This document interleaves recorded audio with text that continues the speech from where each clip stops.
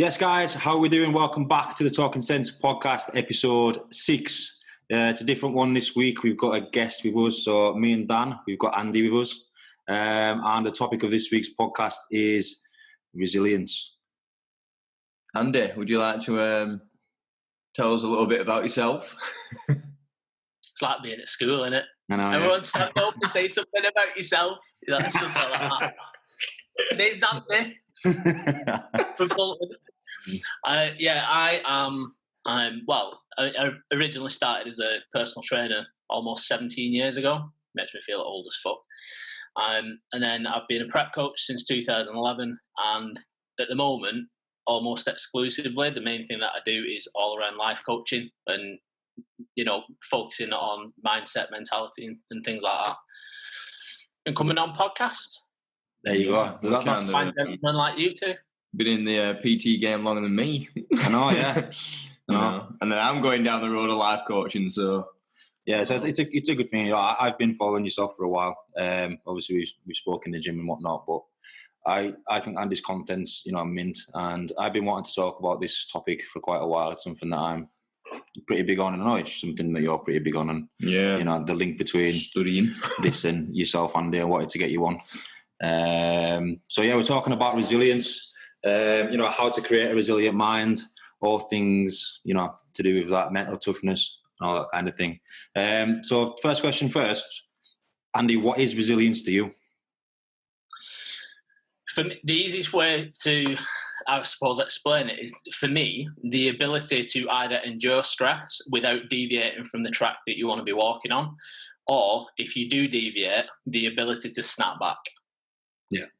So if something happens in life that's completely unplanned, completely unexpected, and it does derail you, the ability to then, as soon as that is done, just get back on track, no fucking around, that is a key mark of resilience. Or the ability to just keep getting hit with shit and just keep going anywhere.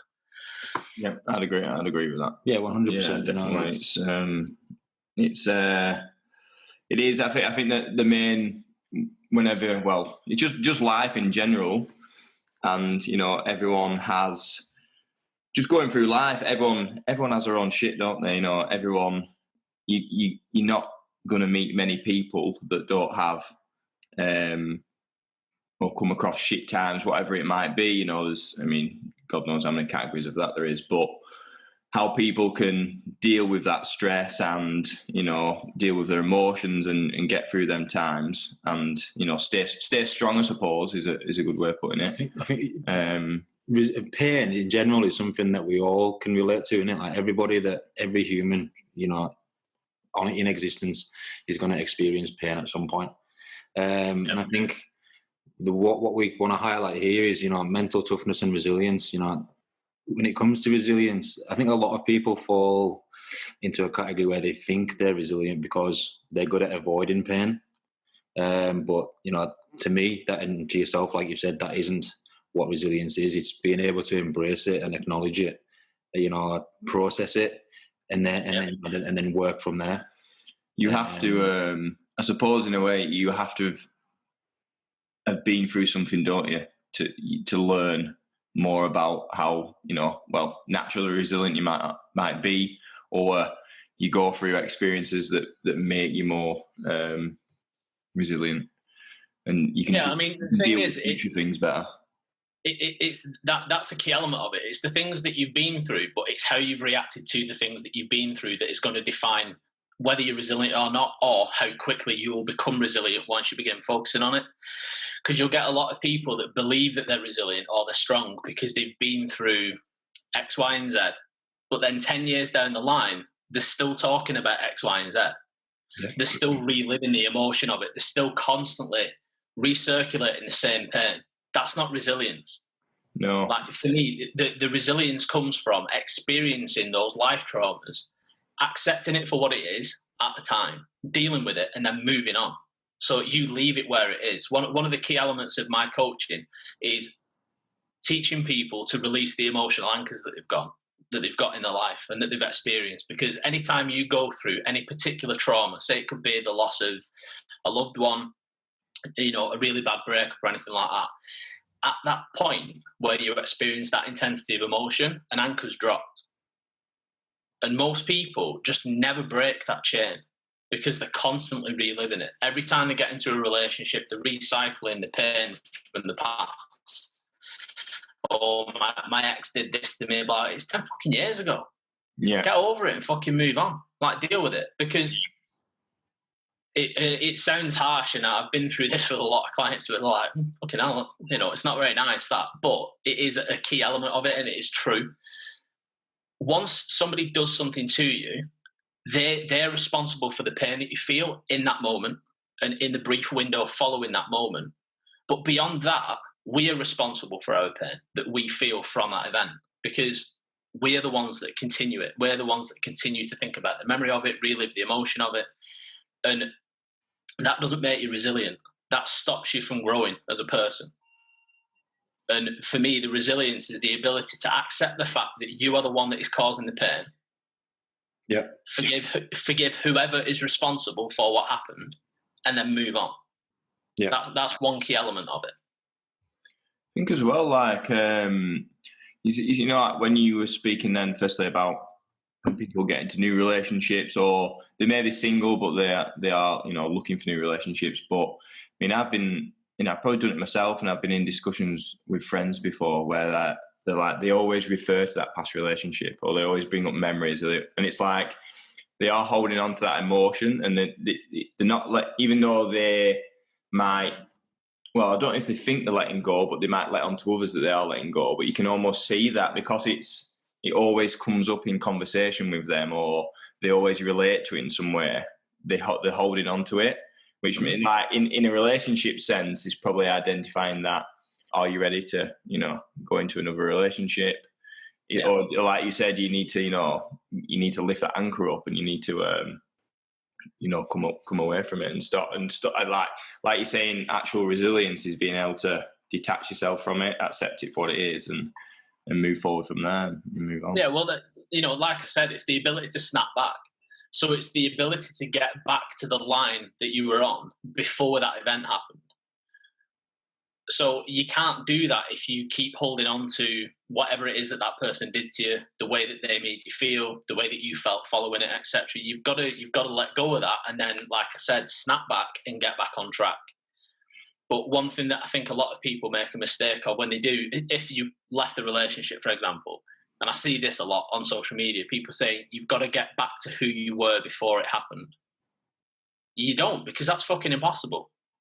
You can't go through a life event, an experience, and then go back to who you were before that happened. Because if you do, you never learn anything. You'll never change. No. You know, if you've experienced the loss of someone, bad relationship, you've been cheated on or whatever, never try to go back to who you were before you dated that person. Learn your lessons from what's happened, and then move forwards with a stronger mentality. Again, more resilient. Because if you've dealt with being cheated on, if you've dealt with loss, if you've dealt with being fired from a job or being broke, or, you know, any of the issues that life can throw at you, once you've dealt with it and you've learned from the experience, you will be a more resilient version of yourself. Yeah. So never try to go back to who you used to be. It's like being able to, in them moments, you experience certain emotions, don't you? In that moment, you deal with them emotions in whatever way, and that's the only way. If something like that happens again, that's the only way you can almost reflect on it, isn't it? You know, if you've been through it, you can reflect on it. What emotions did I feel? I felt this before, but then if you are wanting to react differently, you know, you might reflect in terms of how could I. You know, I felt these emotions before, and this is how I behaved before, but, you know, maybe that didn't do me very good. You know, I've learned from that now. How can I change, or how can I approach it differently? I suppose that's how reflection of an event and trying to learn more about yourself kind of comes into it a little bit. So the value in it is, you know, you've got to be able to see the value in the hard part, haven't you? You know, a lot of people, like we said before, they just try and avoid the pain as much as possible and kind of bury it as deep as they can. But, you know, in order to move past anything, or, you know, in order to build a more resilient mind over time, you need to be able to reflect on the pain that you've once felt, and then come up with a plan on how you can then better deal with that in the future, because ultimately you are going to come under some sort of stress in the future at some point. Everyone's going to at some point in their life experience it, and no matter how shit or good you feel now, the chances are you're going to feel shit again at some point in the future. So it's important to self-reflect on these hard times to be able to improve going forward. So whether or not, like, some people, I suppose it's dependent on, it's a bit more about maybe naturally who you are, but when you go through bad times and experience bad events in your life, everyone's going to be different in terms of, is it something that they deal with solely and on their own and have the capacity to do that? Or is it more of a case where they have to reach out to others for help? I think that's is that more, I would imagine that's more dependent on the character and the internal characteristics of the person naturally. This leads into a question that I was going to ask you actually, Andy. How important is genetics when it comes to resilience? It plays. To be honest, genetics, it permeates everything. Whether it's to do with fitness, whether it's to do with your mentality, intelligence, anything. There is a genetic element to everything, but it isn't the dominant factor. Yep. So anybody can become more resilient than what they are, but they will have a limitation. Yeah. It's just that the majority of people will never get close to that limitation, because you've got self-imposed limitations, which is what you believe to be your maximum ability, and then you've got the actual limitation, and the actual limitation could be up here, but your perception of yourself has got it way down here. So this is as high as most people will ever actually get. Yeah. So genetics does play a role, but the way that you've been raised plays a bigger role.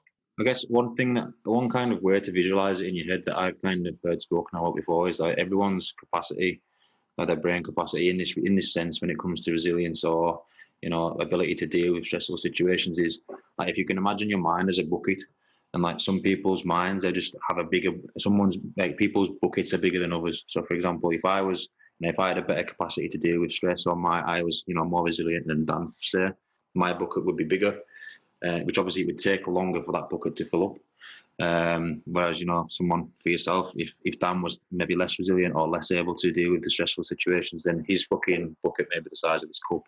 And obviously, like we said before, that's the genetic part. My bucket may be this big, his bucket may be this big, but then obviously you can then train that. You can train on top of that to obviously increase the size of that bucket. I think it's from what I've been studying, in fact, I've not been studying. It recently came up in a podcast that I'd been listening to about how genetics impacts on everything, even to a point where the percentage of you possibly being able to get like married and divorced, like genetics has an actual influence on whether you might get married and like your percentage on getting divorced, and it blew my mind a little bit, but. I suppose you've got that genetic influence on your resilience, but then you've got the environmental factors, which obviously like how you brought up, people that kind of imprint their personality, possible values, beliefs and traits on yourself. There's definitely people from my past that have imprinted on my personality that may have made me more resilient or may have made me tougher. So it's that environmental, I suppose, adds to, That is, the social side of things is definitely a key element, but the bucket reference that you made, Brad, that's true to an extent, but it's not a finite thing. It's not fixed. So it's not like genetically this is the size of my bucket and genetically this is the size of yours, because you could take someone that at one point in their life had huge resilience and put them around the wrong people, continuously put them through very difficult and negatively impacting situations, and just change their environment. They can end up becoming somebody that has got a very small bucket. Yeah. Of course. You know, and in the same way, the malleability of somebody's mind, because something that I've always stood by is that the brain is infinitely reprogrammable. Yeah. So you get someone that is in whatever position they are in life, mentally and emotionally, you can reprogram that person's brain. But this is where more of a genetic element can play a role. Get one person that is in exactly the same position as this person. This person might change like that. Every time you speak to them, there's been progress. Their desire to change is just through the roof, and they can see the ability in themselves to be able to do it. This person might not. This person might take 5 years to do what this person does in a couple of months. Yeah. And it can be a genetic limitation that plays a role in that. But again, it depends on their environment, because you take the person that seems like they're going to be very, very slow to progress and put them around a group of people that are obsessed with personal development, that are very structured, that are very resilient, that just live life on their terms, very individualistic and independent. That person that in the environment that you found them in is struggling like hell, put them in that environment and they will make meteoric progress. Yeah. And that is, again, and there's so much to increasing resilience. And for me, one of the fundamentals is checking the lens that you view the world through. Yeah. Because somebody goes through enough shit, and that shit's going to stick to the lens. So the world's going to look different through that lens than if you've taken the time to take a step back, clean it off, and make sure that it's right. It's almost like going to the opticians for your mind. You know, if your prescription's wrong, everything that you look at in the world, you're going to be seeing the wrong things. You're going to be focusing on the wrong things because you can't see things as they actually are. So you need to check your lens and reframe the world that you actually, the world that you're actually experiencing. It's understanding as well, isn't it, just what the individual's been through. Like we talked about people experiencing bad things, but, some people go through bad time after bad time after bad time. Some people are just born into bad times, aren't they? Straight away, the childhood's poor, that leads to something else. When you get someone that does that, when you get someone that seems like they constantly go through bad time after bad time after bad time, 99% of the time it's self-perpetuated. Yes. Yeah. And again, that's another thing that is, it's a position that I hold that people think is harsh, but if someone's constantly going through shit, they're doing it to themselves most of the time. It's decisions that they make, their mindset, their mentality, the structure that they have in their life. Even the most seemingly unstructured or unroutine person still has a structure and a routine to their life. It's just that the entire thing is detrimental to them. Yeah. And, that is that if you get to a point where it feels like you just get bad relationship after bad relationship after bad relationship, if you're the only common denominator, it's not the other people. Yeah, there's a pattern. Yeah, and and that's it. And that's something that I, over the years, become obsessed with, because the patterns in behaviour tell you everything that you need to know about a person. It's like if you're getting to know someone, to bring it back to the relationship thing. If you're speaking to someone, what they say to you is who they want you to think they are. Their actions will show you an element of who they are, but their patterns in behaviour will tell you everything that you need to know about who they actually are. Yeah. Because it's very, very difficult to hide and manipulate the natural patterns of your personality and of your day-to-day behaviours. I think there will be definitely people that, where like bad relationship, and they always think that like they're not the problem, and like of that belief, for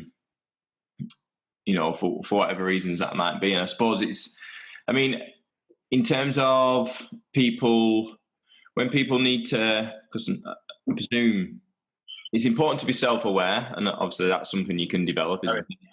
And with that comes like self-reflection and that area, which is massive. The older I've got, the more important self-reflection has been for me to realise the impact of my behaviours, minimally and maximally on other people or on my environment. So I suppose I'm trying to get onto, what do you make of the value in reflection in terms of, you know, I suppose one, maybe increasing resilience, but just improving as a person. It's invaluable, you know. Like like well, Brad will know, because I know he follows me on Instagram. I talk about responsibility for yourself all the time, Yeah. because for me it's immeasurably important. If you've ever been through something in your life, regardless of what the circumstances were, if it's been a relationship ending or anything else like that, I will always try to accept a disproportionate amount of responsibility for whatever's actually happened. And the reason for that is because when you get those people that do go from bad relationship to bad relationship to bad relationship, any of them that you speak to have always got a victim mindset. They live in that victim mentality. Yeah. And if you see yourself as a victim, you cannot be resilient. You cannot be strong, because a victim always wants to be saved by somebody else, which is why they perpetuate the same cycle. They will go to the first person that treats them well, or even if it's just initial politeness, that to them is enough. And some people would argue that it's not their fault that they do that. It's because they've been through things before. But that is where responsibility comes into play. You need to be willing to accept the responsibility that it is the fact that you've not taken the time to heal, and you're just trying to find somebody else to save you, that is then causing you to experience more pain. Yeah. Because when someone actually accepts that and goes, yeah, you know, a large part of this is my fault, they'll then break the behavioural patterns, and they will make changes that stop them repeating the same patterns. Whereas if they refuse to, they'll just keep going and going and going. Yeah. Because they don't accept that they are at fault either entirely or even a little bit. And I've seen that through years of coaching. And I'm talking about dealing with people that are in the late 30s and the 40s, people even into the 50s, that have always had that mindset that it isn't their fault, whether it's to do with the health, the weight, relationships, the jobs.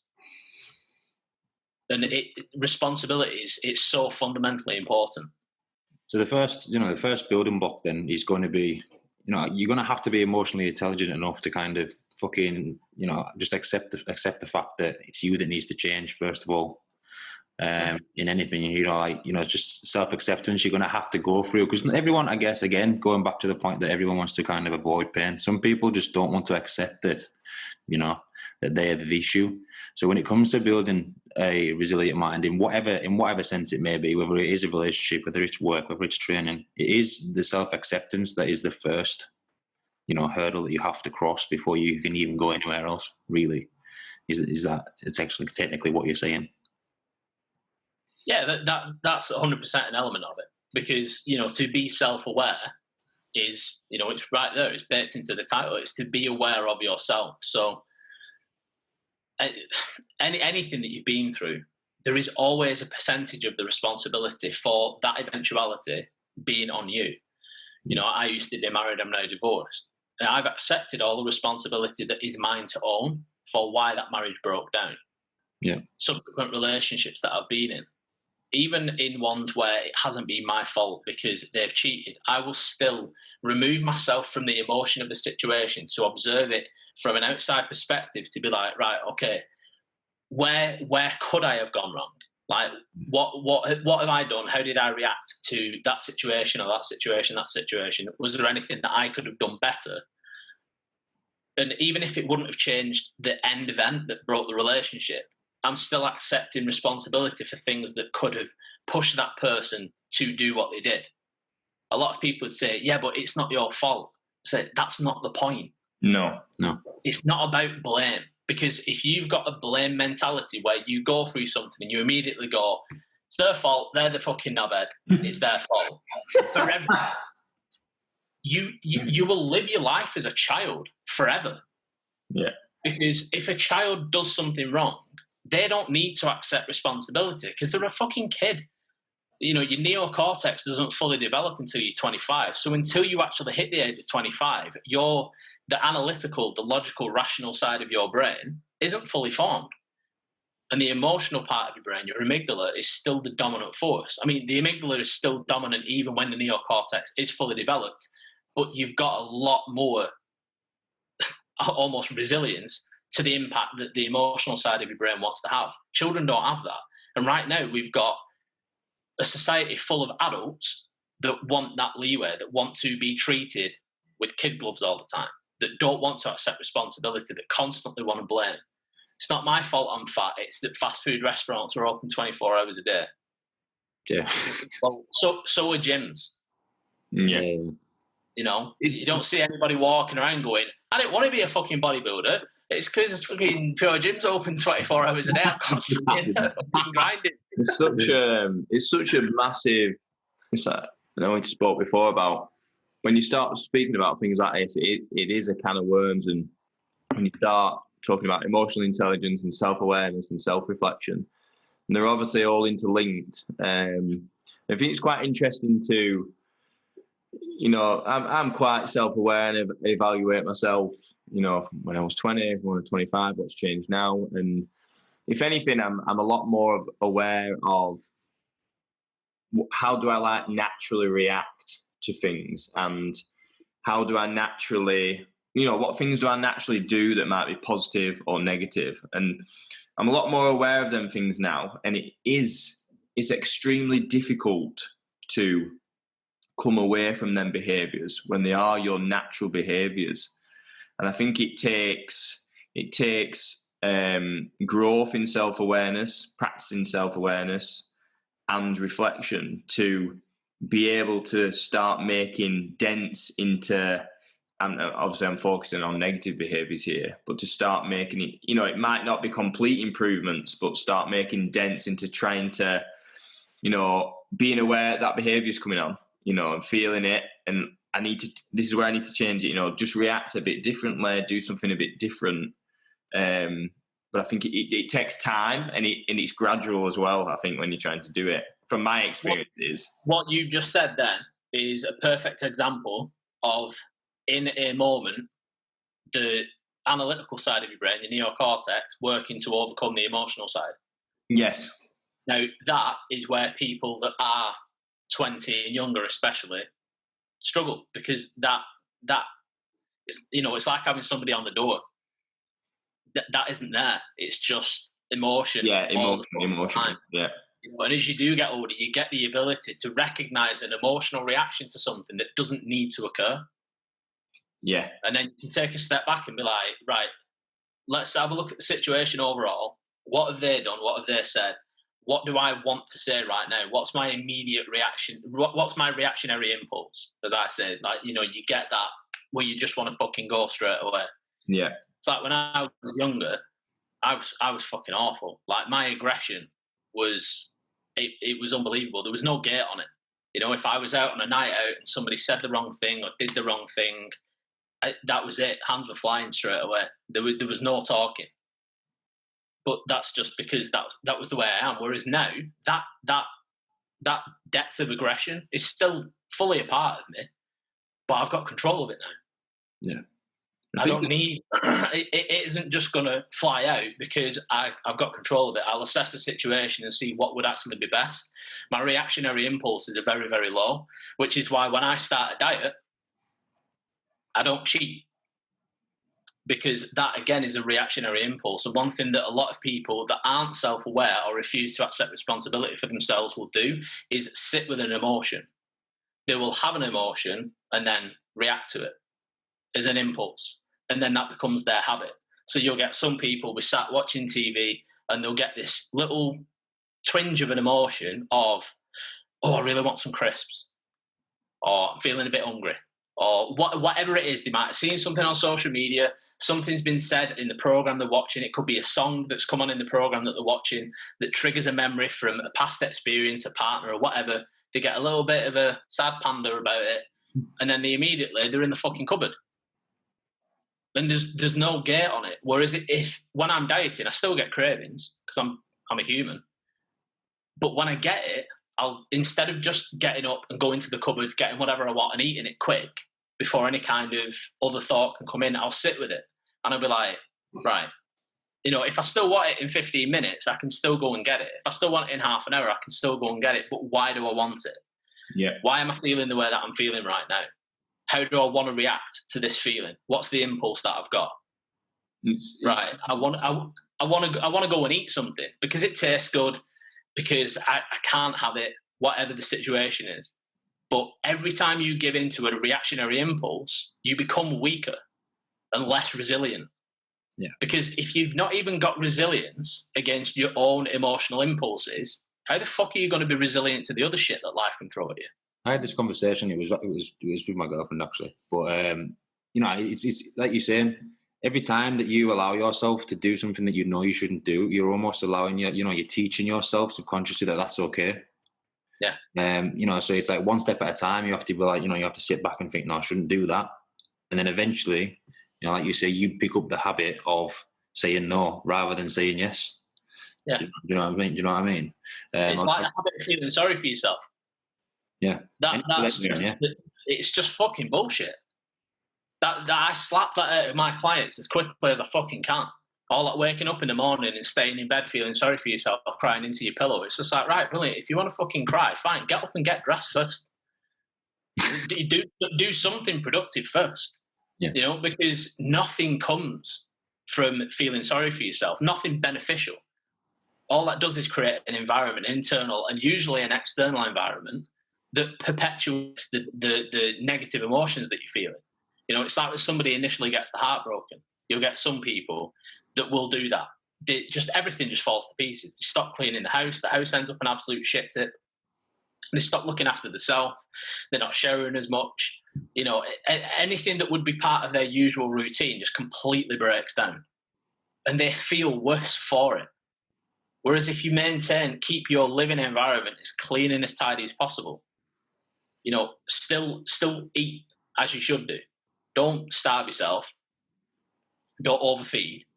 Still shower. Still do your hair. Still do your makeup. Like for us, still look after your fucking beard and everything else.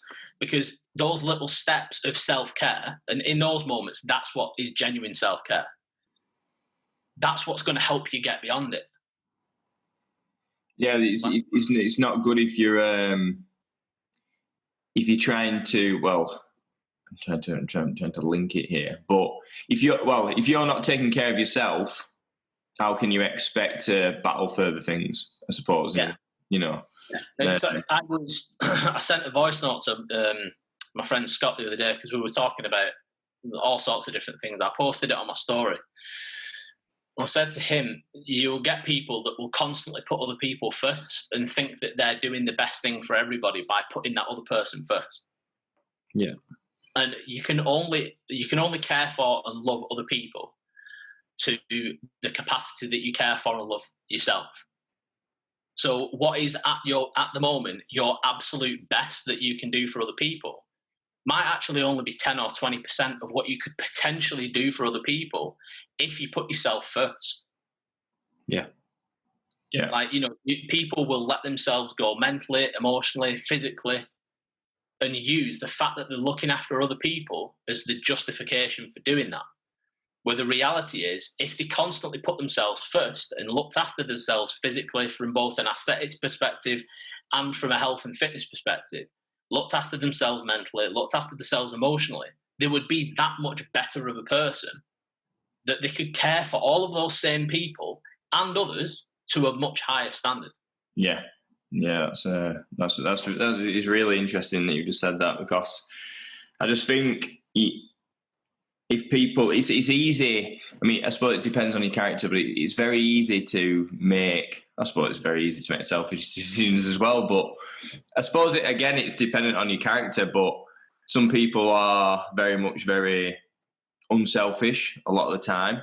Some people are very selfish in the behaviours a lot of the time. But if you are getting someone that doesn't give to the self hardly ever and is always treating the self as second best, then, how can you ever expect to be happy and in a good place? And then generally when you are in that place, that's when you are at the capacity to give your best, isn't it? Is it so does that mean that to be resilient, there has to be a certain amount of selfishness? Yeah. Actually, like for me, it's almost like targeted selfishness, because this is something that it absolutely fucking infuriates me. Like it makes me bubble just thinking about it. you will get people that act selfless. You know, they will profess that they always put other people first. They do everything for the family, do everything for the partner. They do X, Y, and Z, and blah blah blah blah blah. And that's why I can't do anything for myself. Yeah, that is selfish as fuck.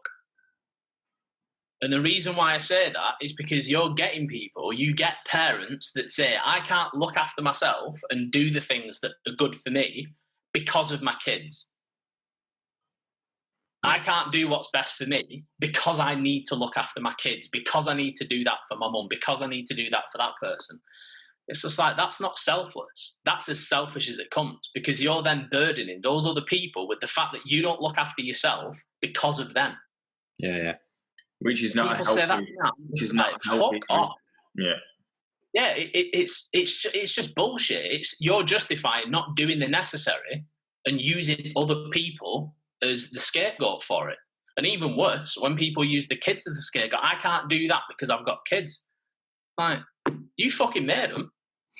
They didn't ask to be here. You know, they didn't just rock up one day and go, right, we're your responsibility now. You made them, they're your responsibility. And if you want to look after them properly and to the best of your ability, be selfish sometimes. Do what's best for you. Because you've got to remember, this is a really important thing that I go over with pretty much every client that I've got that has kids that have negative habitual patterns. When you've got children, probably about 80% of what they learn from you is observed. It's not what they listen to. It's what they watch you do. So if you constantly put other people first, you know, the way that you live your life is for other people to your personal detriment, they're going to learn that that's what love is. Yeah. So you're going to have a daughter that's growing up thinking, right, well, mum's always fucking stressed. She doesn't sleep enough. She just eats whatever food we leave. You know, she's always cleaning. She's always complaining about never getting any help around the house. But then when you offer, she always tells you that you do it wrong. So you're not allowed to help anyway. You know, and it's all of these things that are really common. But I'm not going to let my little girl grow up thinking that that is how you show love to someone. No. You know, you don't set yourself on fire to keep somebody warm and be like, look at how much I love you. It leads to a quite a detrimental life, doesn't it? You would imagine. Yeah, 100%. You know? 100%. I think it's, I mean, I suppose, I can't think who I've heard say this, but it would be a great thing if everyone allowed themselves the time, and if everyone had or learned the capacity just to be more self-aware and like evaluative of what their behaviours and how they live their lives impacted on the people around them, and then obviously the people around them. Because I think the older I've got, the more I realise just how minimal or maximal your behaviours can be towards another, even if you think it's not affecting them at all. It can have big consequences on, you know, a small example, if I come in from a day's working and you're here and I'm in a bad mood and I carry on in that bad mood, even if I'm aware of it and, you know, I'm demonstrating I'm not talkative and I'm a bit, you know, off with you, you know, I can then think that's going to drop his mood. Well, then that affects his relationship with Liv. Will he then be off with Liv and da-da-da? And, you know, and it's like, then that's, you know, that leads into more negative behaviour. And it's just a very interesting, I wish everyone would take more time to, you know, think more about their actions and the thoughts and the impact that they have. Yeah, because it's like what you were just saying then. That's what a lot of people do. You get so many people that exist in an artificial world in their own mind. Yes, you know, yeah. It's not even through social media. It's the fact that people spend what time they do spend in their mind when they're not distracting themselves from their own thoughts and emotions with social media, with Netflix or whatever. What time they actually spend in their mind is spent creating scenarios that aren't real. Yes. You know, or there's been an event that's happened in the day and they just go off on some wild tangent in their head. Well, if she'd said that, then I could have, fuck it. And you're having arguments with people in your head. That hasn't happened. And you sat there getting all twisted and it's like, what the fuck are you doing? Like, I mean, the way that your mind works, we average anywhere between 70 and 90,000 thoughts in a day. It's mental. So if you think about it, like the processing speed of the brain is unbelievable. But, you know, we process between 70 and 90,000 thoughts in a day, and there's not even 90,000 seconds in a day. And we're not awake for all of those seconds. So that shows you how fast our brain actually works. And about 90% of those tens of thousands of thoughts are the exact same as the day before. The day before that, the day before that. So when you get someone that is perpetually in a particular mood or mindset, it's because they've trained themselves to be in that mindset. And the harder you work through self-awareness and responsibility, you know, working on resilience and things like that, you can shift your mindset so that those automated thought processes become a lot more positive and a lot more generative of positivity, essentially. And one of the ways to do it is through self-awareness. If when you're in a mood like that, just be sat there like, what am I being a little bitch about right now? Yeah. Like, what am I actually in a mood about? Because there's so many times I've done that with myself. I've been in a shit mood. Like, what am I actually mad about? And if I can't answer it, I come out of it like that. I'm just being ridiculous. Yeah. Because there's nothing actually wrong at the moment. I'm just being a bitch. And the problem is that it pours out of you. Like you said, you're feeling like that and it affects Brad. That might then affect Liv. Might affect the content that he puts on social media or the content that he doesn't put on social media. Same thing for you. You know, and then any content that Brad puts on because he's in a little bit of a mood because of the environment is then going to be absorbed by other people. Impacted, yeah. And at the base of it all is you, and the reason for it is nothing. Yeah. And most of us live inside a mindset where we only think solely, we live in our own viewpoint. It's like we don't realise the impacts all the way along that change people's days. I found reappraisal is a huge part of resilience. Would you say as well, I think in order to be resilient, you have to be in a good place mentally. Like, I think if you are, for example, like you said, if you're not looking after yourself or you are, you know, you're under a lot of stress, or maybe you've even got like, you know, mental health, you know, problems and stresses that way. And then something that tests your resilience comes along. It's going to be, I would imagine it's going to be a lot harder to then, you know, come out of that, you know, and try and work through it and stay on, like we talked about in the very beginning, stay on the right track. I think if you're in a back, you know, it can be. It depends on the person, because you'll get people that will have a structure to their day. I'll use a diet as an example, just because it's a really easy working example. But say you've got somebody that is on a diet and something happens in their day. Maybe they get stuck in traffic, so they're out for 90 minutes longer than what they expected to be. So they've now missed a meal. Some people would use that as a justifiable excuse to just go, you know what, fuck it. If I can't stick to all of my routine, I'm not going to stick to any of it at all. Right. And that might then be a 4 or a 5 day, just a royal fuck up. You know, they don't get back on track for almost a week because of one thing that's happened that really isn't that much of an issue. But then you'll get somebody else that will be stuck in traffic for 90 minutes and they will look at that situation and go, shit, I've not been able to get that meal in. Well, I'll tell you what I'll do. I'll just skip that meal because I'm supposed to be dieting anyway. And that just means that the deficit is that little bit deeper today. I'll stick to the rest of my structure and then just get back to normal tomorrow. Yeah. Go on. It just made me think of this as well. It's like when they're putting like, say like minor things happen and then how big we make them. So like, you know, for example, I was coming home last night, accident on the motorway. I was fuming. I was in the car. I was like, for fuck's sake, like, why again? But then, like, just, you know, evaluate. It's like, it's happened. It's an accident. It's the situation. Like, nothing's going to change. It's not going to impact that badly on your night. And it's like, just let go of that initial, you know, I was really frustrated and angry. But then I was just like, but like you said, like, why? It's like, there's nothing I can do about this. You know, it's not self-inflicted. It's just step away from it and calm down and just put radio on. That's it though. Like what you just did then in that in that situation, in that environment, what I referred to just a little bit before we said that was reappraisal. Now that's a really key element of resilience. And it, like that little stress, you're stuck in traffic. Whenever I get stuck in traffic on the motorway and it's because of an accident, my immediate thought process isn't shit, I'm going to be late, or I wanted to do that, or whatever.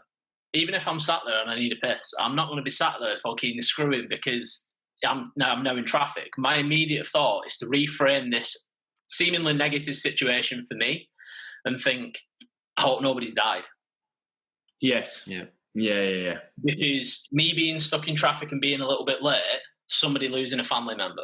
Yeah. The boyfriend, the best friend, the son, you know, the dad, that whatever I've got going on is insignificant in comparison to, you know, the possibility of that. So I think, I hope nobody's died. I hope everybody that was involved is all right. I'm going to get to where I'm going anyway. Thank God I wasn't an extra 500 metres down the road or mile down the road, and me that was involved in that crash. So I reappraise the whole situation to get the gratitude from it, because somebody might not be going home to their family tonight. Yeah. Somebody's kids are going to be told tonight, you're never going to see your dad again. And it's not my kids. And I'm grateful for that. And yeah. I guess the first, I think I've heard it somewhere before, but I can't remember where. But it's something along the lines like, you know, when something happens, you've got about 5 seconds to decide on how you react to that situation. Obviously, if like you say, if you get in that traffic jam because someone's particularly, you know, because there's been a crash or whatever, the first couple of seconds you should be instantly sitting back and trying to reflect on, you know, on both sides of the coin. Do you know what I mean? Before and them 5 seconds are the important part, depending on, you know, how your day can go. You know, you can go home pissed off, or you can go home with gratitude and think, you know, thank God it wasn't me that was in the crash. I hope that person's okay. Yeah. Do you know what I mean? I think, and that's it, and it completely changes everything. Yeah. I think, you know, we're going forward for the rest of this podcast now. When it comes to, you know, wrapping it up for people and, you know, giving the people the value that obviously that they need, people wanting to be more resilient, people wanting to have, you know, lead a better life, a whole life, whether it be training, work, relationships, or whatever. Let's try and summarize it somehow. You know, what are the most important things on, you know, how people can, you know, start working towards being a resilient person, and, you know, just generally trying to aim to improve their life going forward. What would you say is the first initial thing that they need to start considering? Gratitude. 100%. Gratitude, self-awareness, responsibility for yourself. Just accept as much responsibility for fucking everything that you possibly can. Yeah. And I would say just trying to, like what I said earlier about the lens that you view life through, and stop being so into yourself. Yeah. You know, like, stop being into yourself in the perspective of one problem that I see with a lot of people is somebody else will do something, or something will happen to somebody else, and they will immediately think, how does that affect me? How does that make me feel? You know, it's got nothing to do with them at all, but they're making it about themselves. That's something that people desperately need to stop, because that's an element of narcissism. There's a difference between focusing on yourself in regards to not involving yourself with other people's business that's got nothing to do with you and just focusing on your own shit, and focusing on yourself about everything that's going on around you.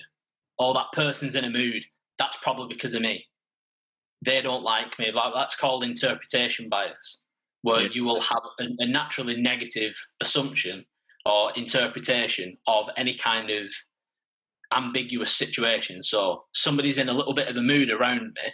There's no reason for me to think that that's because of me, but the person with interpretation bias will go, that's because of me, and then the mood will change. So you're constantly perpetuating this negative self-image, but it's because you're too focused on what everybody else thinks of you.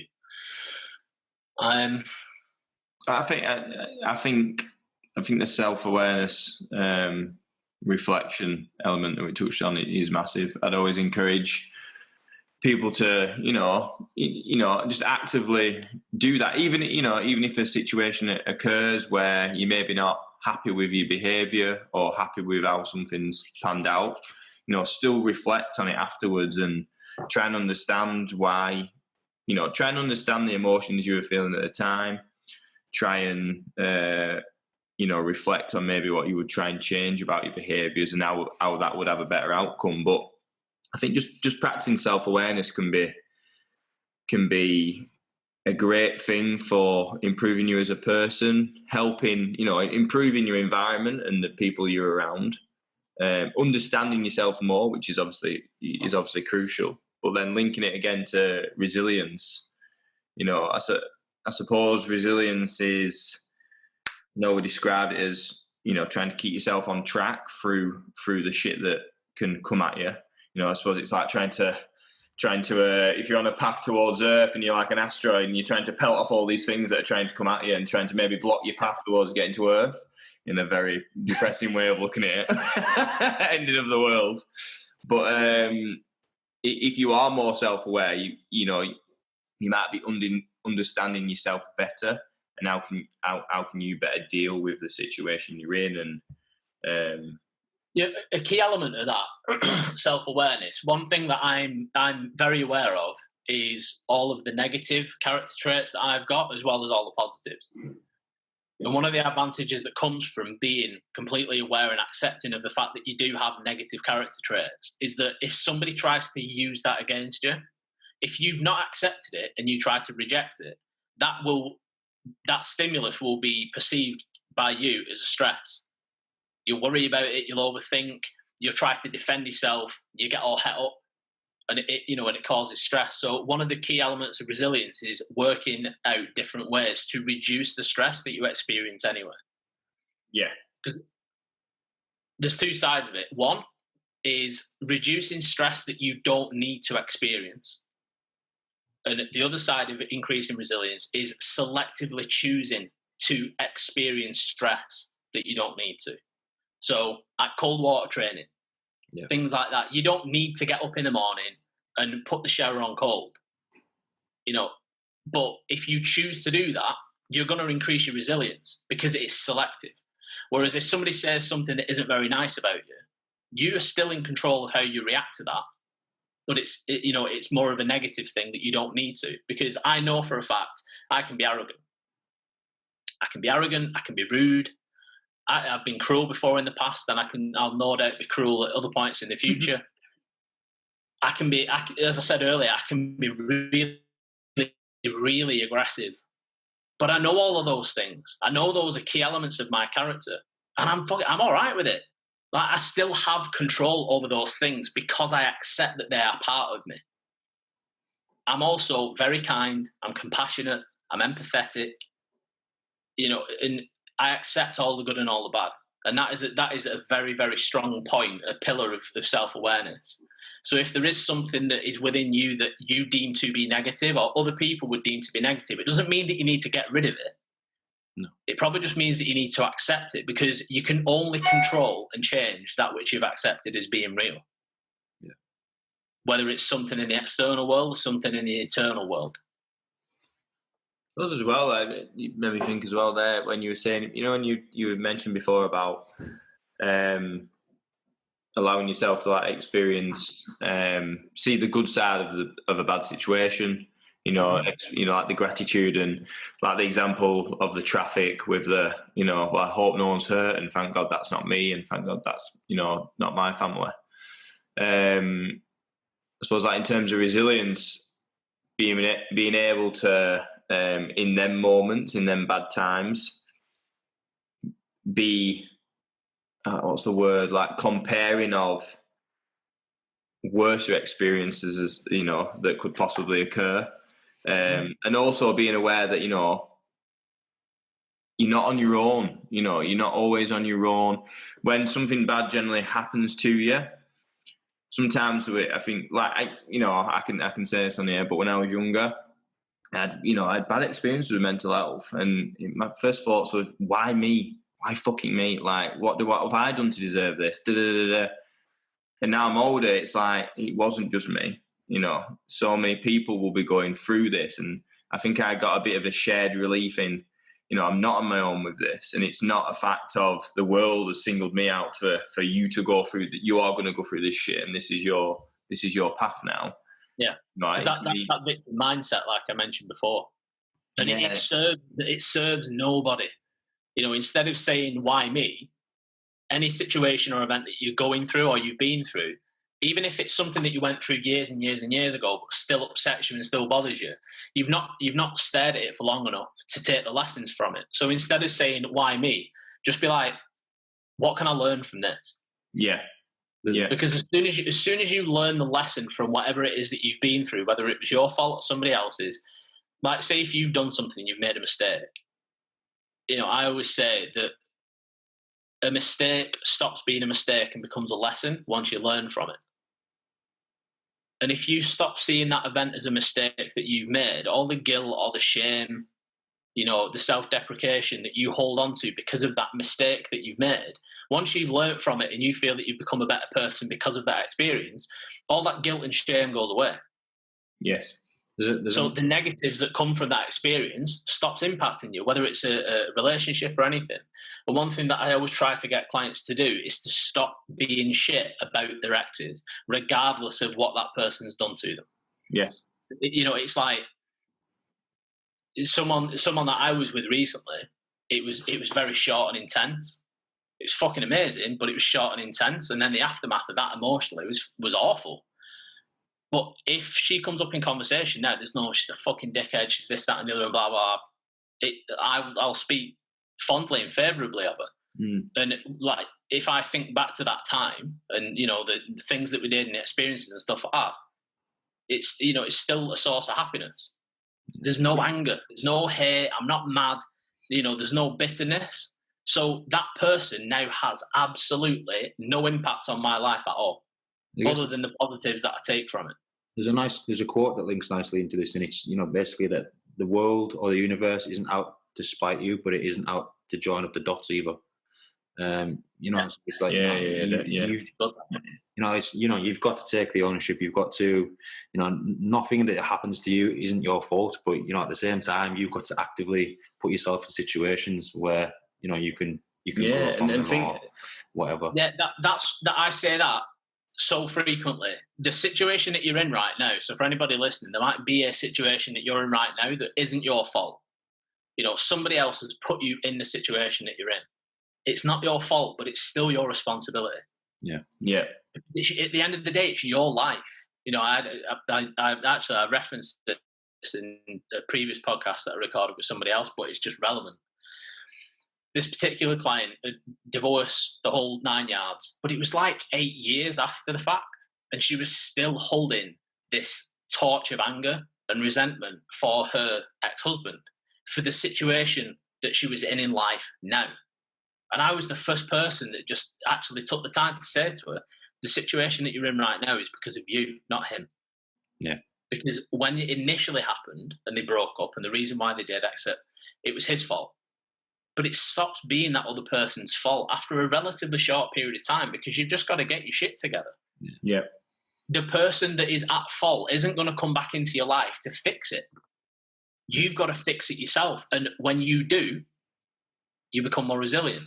I guess that your life after that point is a snowball, and it's up to you whether you decide whether it's a snowball of shit or a snowball of fucking positivity, I guess, innit? Do you know what I mean? You can go one way or the other. Yeah. You've got to control the situation after that at that point, because, you know, they've gone at that point, haven't they? So it's, you know, it's only left to you to deal with it. Yeah, it's not like resilience is just going to come along and sit itself in your lap, is it? Yeah, it's exactly. that you've got to pick up and think, like, what's my actions now to going forward that's gonna get me through this, and it's gonna lead to the you know, coming out of the right end of it. So obviously, self-acceptance is obviously clearly a massive thing, because we've been talking about it for about 20 minutes. but you know, I guess the next important thing is, you know, putting yourself in a position where you will experience hardship, whether that is on a small scale or a large scale. Like, for example, I I contribute a lot of my mindset to when I was back in my rugby days, and you know, we did plenty of like military boot camps where they put us in with fucking the Marines and shit, and you know, they made us break ice on a fucking lake and fucking swim in it, and you know, submerge ourselves and put boxing gloves on and fight each other when we didn't want to and stuff like that. Do you know what I mean? Like, that is, to some degree, obviously I was put in that situation, so it wasn't a choice, but you know, I could have walked away if I really wanted to. But I guess that's that's like a small example of putting yourself in a situation where you're experiencing pain, something that you don't necessarily want to go through. Like you say, you know, cold water training, getting a cold shower, you know, sea dips or whatever.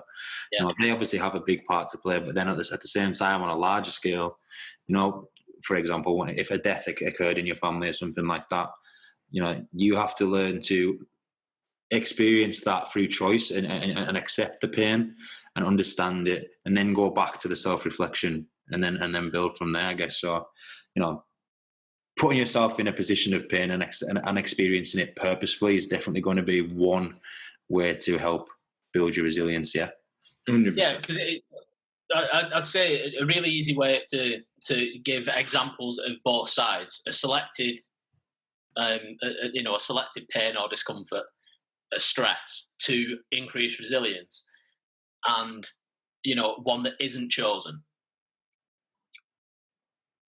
I think I posted this on my story not too long ago. I had a client set at 10,000 steps, which to her at the time was just like, that's too many. I'm not going to be able to do that. So I was just like, right, okay, if you don't think you're going to be able to do 10,000, then I want you to do 30,000. Yeah. It's like, well, that number's just gone in completely the wrong fucking direction. It's just like, no, I want you to get as close to 30,000 as you can possibly can. Yeah. And she ended up doing 24,000-ish.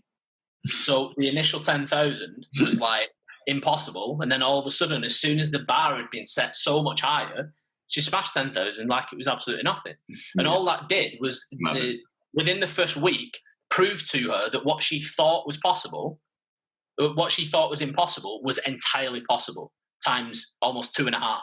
Yeah. So a mindset towards what she can actually endure and survive went through the roof straight away. I think that's a valuable lesson to take as well. Like, I think you know, we need to understand more of just our capabilities. You know, as people, as human beings, you know, we are capable of achieving great things, but we are also capable of, you know, becoming characters and individuals that are strong and can deal with things and can get shit done and can move through life. You know, positive action, and bring about success. You know, with every area of our life. And I know we talked about, you know, how is that resilience linked to relationships and work and training, and you know, within all them areas, there might be times where it's not going as good, or you are having to map out a direction for yourself that's going to lead to actions for that success, whether it is in your training, your relationships, or you're chasing that promotion at work. You know, how do you move from A to B, and do you show resilience in doing that? Then, you know, you probably do. You show aspects of it anyway, I would imagine. Yeah. I mean, that's it. Anytime you're working towards something, every day that you stay on track, you're adding to your resilience to do what you know that you need to do instead of just doing what you want to do. You know, like, say if you need to do 15,000 steps in a day, it comes to the evening, it's 8 p.m, you've only done 10,000 and you need to get those extra 5. You might want to stay sat on the couch and carry on watching TV with the missus. Or you can make the decision to get your shoes on, get your hoodie on, and then go and get those 5,000 steps in. You'll get back and you will feel better for having done that than if you hadn't. You'll be a little bit more resilient than you were. It's one of them things as well. The more you do that, the easier that's going to become as well, isn't it? So as you're increasing your resilience, these tasks that once felt so hard will just feel like a piece of piss in the future. Do you know what I mean? Exactly. And the reason why it becomes an easier and easier task is because your resilience has gone up. So what was once almost impossible is now an absolute walk in the park. Yeah. It's like another thing that I do to help people reduce stress is I will do like a bit of an audit on the life. as far as goals and the way that they live their life and things like that. And I look for cognitive dissonance in every different area of their life, the relationships, their emotional well-being, the goals that they've got for the physique and everything else. So if you've got somebody that's in a position of cognitive dissonance, it's because there's a conflict between their current lifestyle or belief and information that they're being given that shows contrary to what they think. So to make this relevant to like a fitness goal, again, just because it's easy, say you've got someone that wants to be very lean. I want a six-pack, but I want to be like, I want to look fucking good. And at the same time, they want to live a relatively normal lifestyle with regards to food, and they don't want to be restricted, and they want to be able to go and, go to Costa and get a cinnamon swirl and a fucking mocha. Yeah. That there's a cognitive dissonance there, because they know that in order to achieve this goal of being very lean, you need to live a restricted lifestyle. It's just a fact. All these people that are just going, oh, you've got to make the diet as sustainable as possible. No, you fucking don't, because diets aren't meant to be sustained for extended periods of time. They serve a purpose. What you're supposed to do is make the goal maintainable or somewhere along the line. Yeah. But the diet itself serves a purpose. It doesn't need to be sustainable for the rest of your life, because you're not going to diet for the rest of your life. Yeah. But if you want to get lean, you need to live restricted. So you can't have a restriction-based goal at the same time as having an unrestricted lifestyle goal, because they're the opposite ends of the spectrum. They're not running parallel at all, are they? And that is one of the leading causes for goal paralysis. You will get somebody that does fuck all, and it's because they want to achieve this goal in a completely unrealistic, illogical manner. Sorry. So it's like if you get a starving donkey and stand it in between two equal-sized portions of hay that are exactly the same distance from it, it will struggle to decide which one to go and eat to such an extent that it will starve to death. And you get people that do that because they've got a goal that needs restriction, but they want a lifestyle that's completely unrestricted. You've got people that want to be a fucking millionaire, but they don't want to go to work. They won't even do an hour's overtime. Never mind do all of the extra necessaries to, create an empire that actually gives you millions. And it's goal paralysis through cognitive dissonance. And if you get rid of that, your stress levels go. And sometimes as well as like, there's individuals out there and there might be coaches out there. And sometimes with how, it's no good if people try and promote that, the easier option. We can try and do it this way. It's like sometimes it is, no, if you want to build £1 million company, you have to put the fucking work in. If you want to gain this physique, you have to eat like this consistently. It's not, there's no point trying to play around in this little middle area, this little grey area of, let's try and, if we do this might make it a bit easier, because again, linking it to resilience, we are decreasing theirs by saying if you want to get from A to B, you have to do this. And if you do it this way, you are going to learn qualities and go through experiences that make you more resilient, because it's just fucking tough and it's hard. But there's nothing wrong with that. And experiences like that ultimately are going to prepare you better for life. Yeah, that's it. A lot of people that do have that very softly approach. Everything's about making it as easy as possible to get the ultimate goal that person's got. Like you were saying then, you know what it's like? It's like your goal being on the other side of the door, and those people are saying, go up and just politely knock on the door a couple of times and just wait for it to fucking open, or hope that if you politely knock for long enough, the lock will work itself loose and then it'll eventually open. Or you can go up and you can kick the fucking door off its hinges, get your goal, and then live life once you've got the goal. Yeah. It's like you look at anybody that is very successful in anything that they do, whether it's sports, athletics, business, whatever. Not one of them, no Olympic athlete, no, Elon Musk, anybody that's an entrepreneur that's built a business and an empire, not one of them will go, oh, how did I do it? Oh, well, I made sure I got 8 to 10 hours sleep every night. And I made sure that I did as little as possible to get maximum reward. They all go, I worked my fucking face off every day until I achieved the goal. And, the shit thing is, that's just the way it works. And that's just the way it works. My dad was an electrical engineer, right? And he wasn't he wasn't around all the time because he was working so much. Like, he worked for the same place for 40 years, right? And when he finished, they did like a print off of, you know, how many years he'd done, so how long that equated to in you know, like months, weeks, blah, blah, blah. And it was a breakdown of how many hours a week he averaged. Over 40 years, it was 73 hours a week. Jesus. It's fucking mind-blowing. And then people say to me, just go, oh, you work so much, you're going to make yourself ill. And I immediately just go, my average is nowhere near what my dad was. And my job isn't as hard. Yeah. You know, and it's just the lifestyle that he provided for me and my brother, the lifestyle that he still provides for him and my mum. You know, the house they've got, the cars they drive, etc. The holidays that they used to go on before going on holiday was illegal. It's up here, and it's the lifestyle that you can only provide by having that work ethic that completely goes against everything that people are saying at the moment. This promotion of being fucking soft, essentially. I guess the resilience is, you know, it will be displayed in the people that, you know, are comfortable with being uncomfortable. You know, like you say, the people who succeed in prep are the ones that embrace the fucking difficulty, the ones that like how hard it is, that are okay with how hard it is. And, you know, the fact that they're starving, they're like, yeah, I'm all right with it because I know that it's going to serve, you know, me well in the long run. Yeah.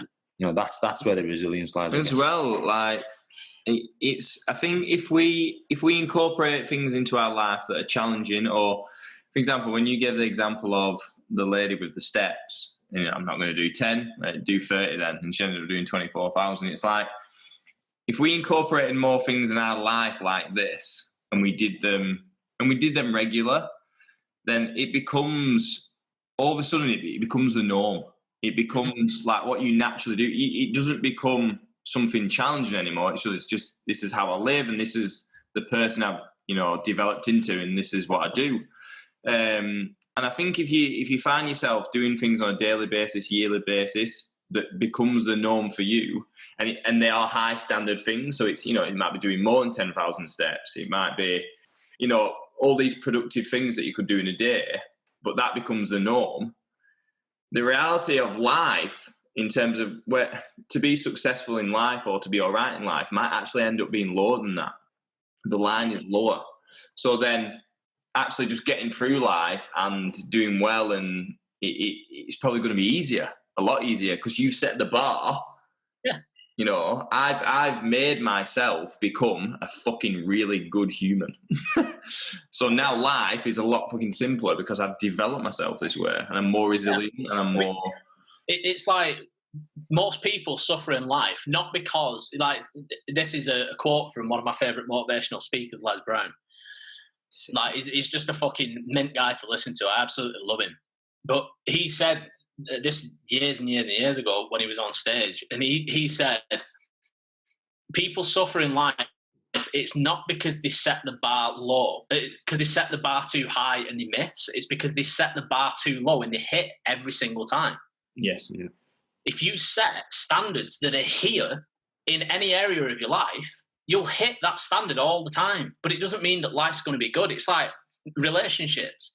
If a girl sets a standard that a guy's going to be good enough to be in a relationship with, if he speaks to me, then every guy that wants to take your fucking knickers off is going to speak to you at some point. So that means that every guy they make the cut. Yeah. Whereas if a woman sets a standard up here, the pool that you fish from gets bigger and bigger and bigger, and there's less and less and less fish. He speaks to me twice a day, so I'm going there. We said it in our last podcast, though, didn't we? About always, like, whatever goal it might be, you always want to be just out of reach, don't you? We said it in that last podcast, didn't we? Yeah. You know, like you said, setting that bar too low and just always being average and, you know, whatever. I guess it's one of them things of that quote I hear all the time. It's, you know, do hard things for an easy life, or do easy things for a hard life. Yeah. Yeah. And to bring self-awareness into this is something that I've always done, and I've just kind of like given it a name now. And I'll view myself from a third-person perspective. So you've got your goal. You want to build your businesses. You want to end up earning whatever it is that you want to earn, you want to build an empire, you want to end up with employees, whatever your situation is, whatever your goal is. And then at any given moment in the day, view yourself from a third person perspective. Are you doing what you're doing right now? Is that moving you towards your goal? Yes or no? Because it's going to be a yes or a no. Yeah. And if the answer's no, then you're creating stress for yourself because you're not doing the shit that's necessary to achieve a goal that you want. Yeah. You know, you get somebody that wants to lose weight, right? You've just gone and got another cake from the fucking cupboard. What you're doing right now, third person perspective, what you're doing right now, is it moving you towards your goal or further away? Further away. Right. Is that going to make you feel good or not? No. Is that going to increase your levels of stress? Yes. Right. Don't fucking do it. Put the cake back. Sometimes ask the person that's not in the room that will give the most fucking honest answer, which is a third person, say yes or no. Yeah, but that's it. And we can do that to ourselves if you stop being weak and stop fucking cuddling yourself all the time. Honesty is a big thing with that. I think if you are honest with yourself and don't try and kid yourself, you know, whatever is going on, what am I doing in this moment? Being honest with the effects of that straight away is probably the fucking right answer. Don't try and if you know it's a no, then don't try and is it a no? It's like I say to a lot of clients, if you find yourself looking for an excuse for why you can do it, if you find yourself trying to justify an action before you do it, you shouldn't do it. Yeah.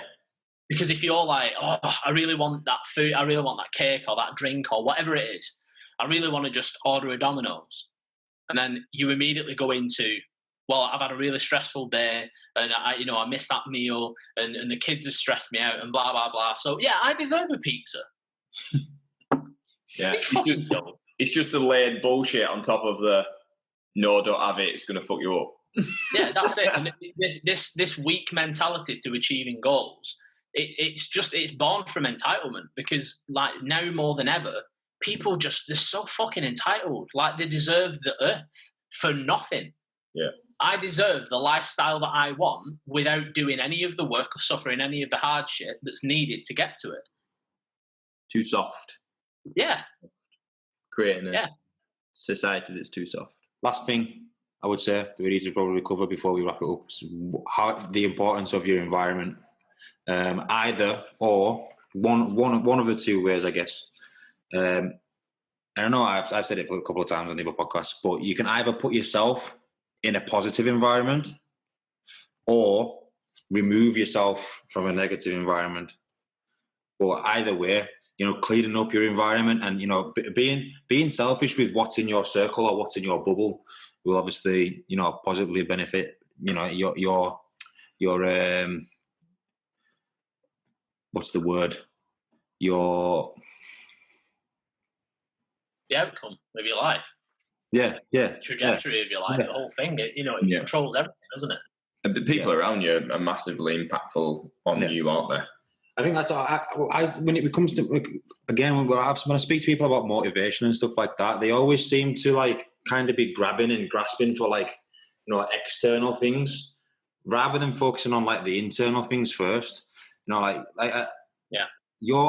opportunity for you to be involved in an external positive environment, you'd be better off removing the negative shit first before ever really, looking for the external things as well. And I guess that's the same with the resilience. So, look for the things that could potentially be holding you back first.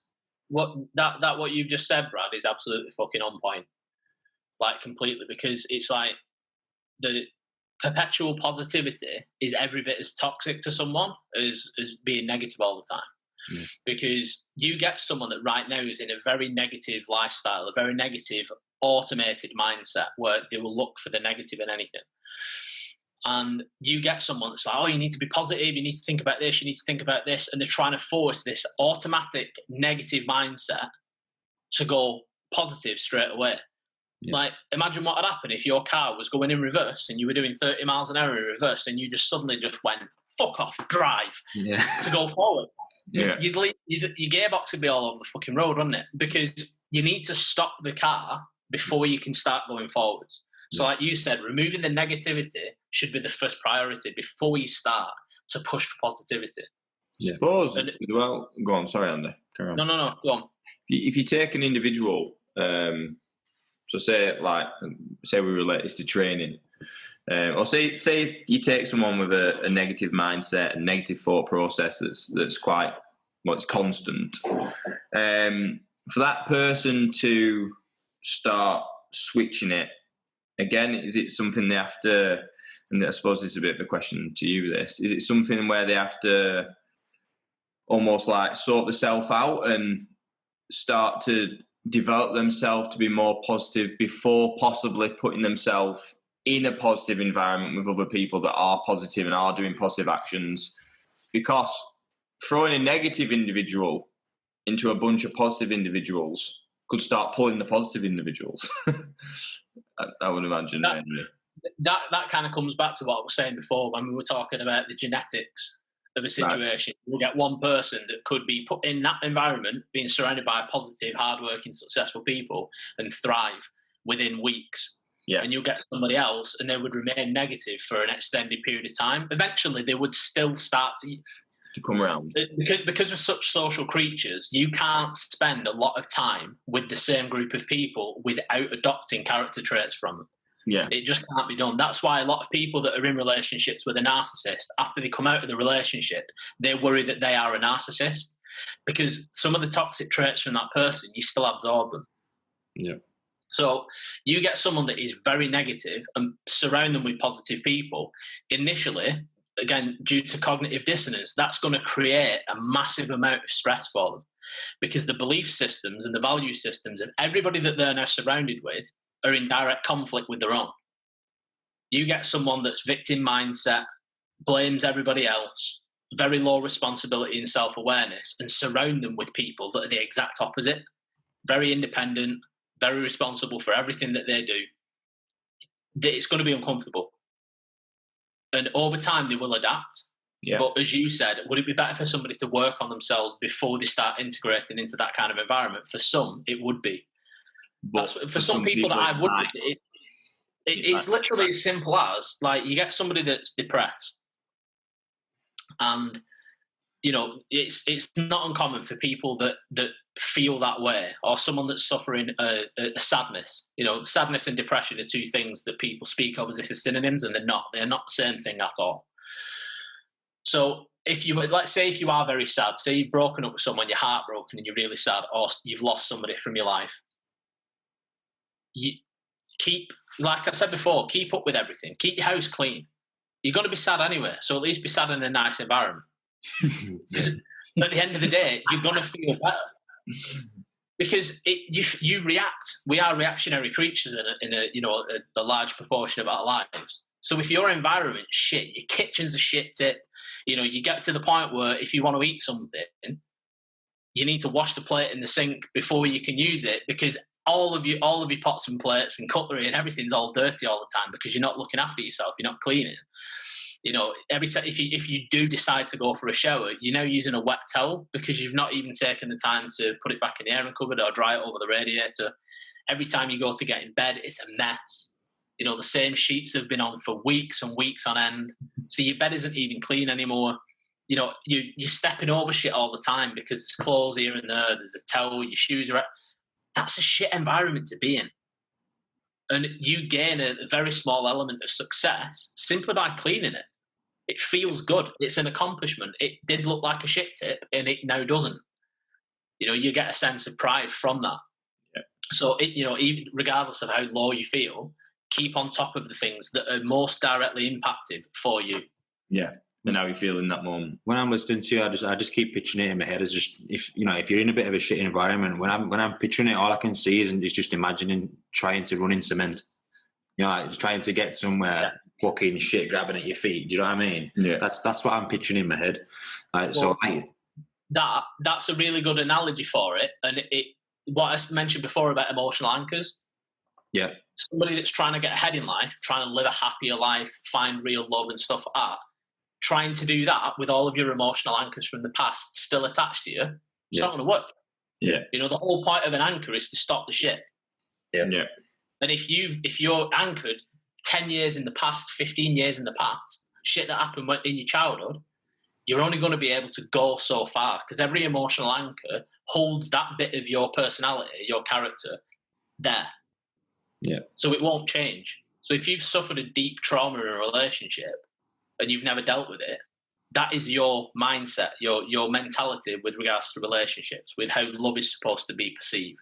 It's like to bring it back to the narcissist situation, they use trauma bonding to keep their victim hooked.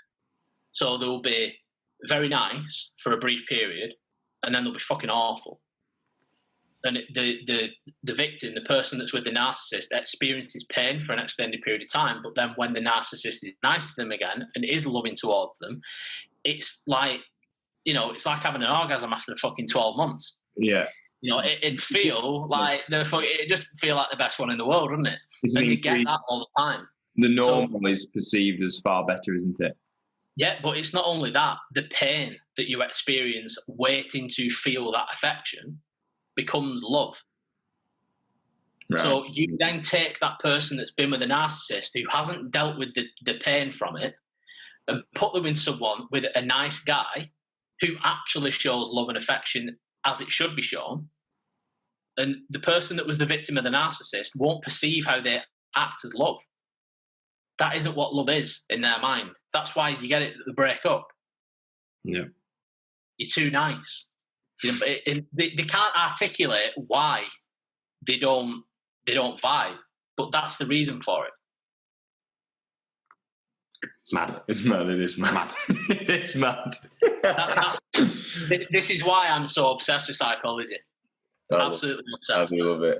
You come to uni with me if you want. It's great. It's great, man. I've got spaces for clients if you want me to fix you.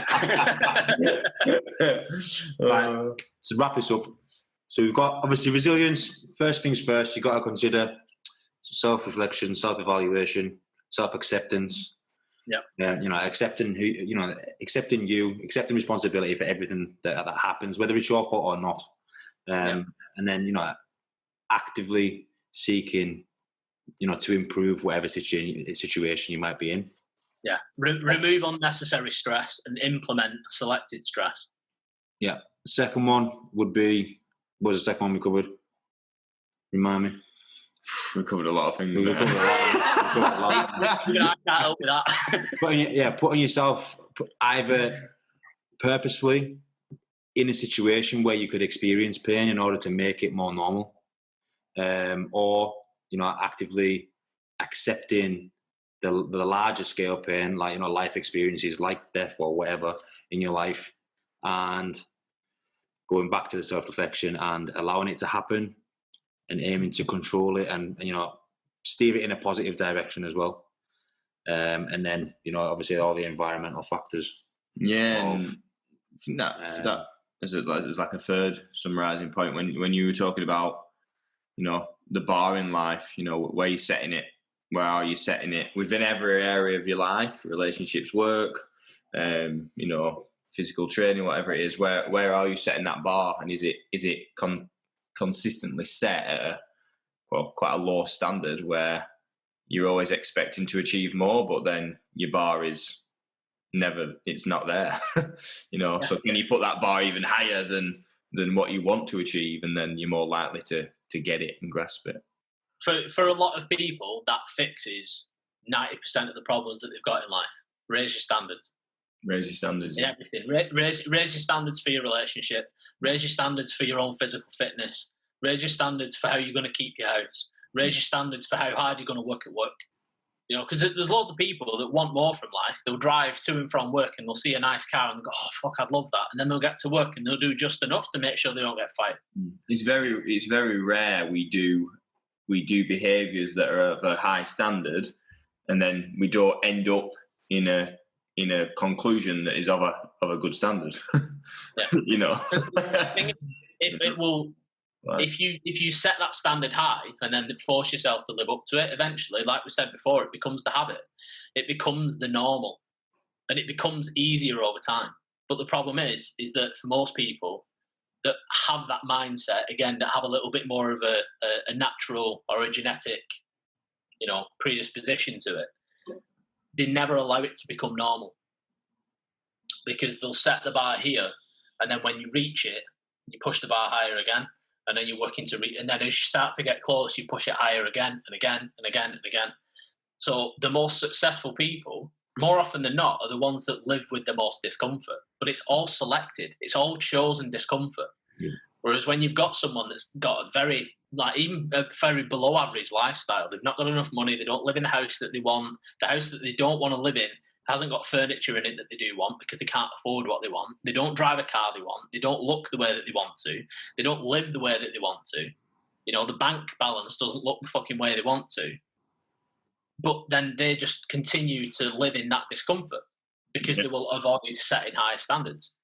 And, that's the difference. The discomfort that you feel through just living the life that you feel that you've been dealt is far more uncomfortable than living this lifestyle of stress where you're constantly pushing to progress. And that's going to be the opposite scale of resilience, isn't it? The people that feel that discomfort through the bar being higher is going to develop their resilience, where people that feel this discomfort through the bar being low and always, carrying out consistent behaviours that are below or around that bar, it's not going to develop their resilience because they are not putting anything on themselves to build it.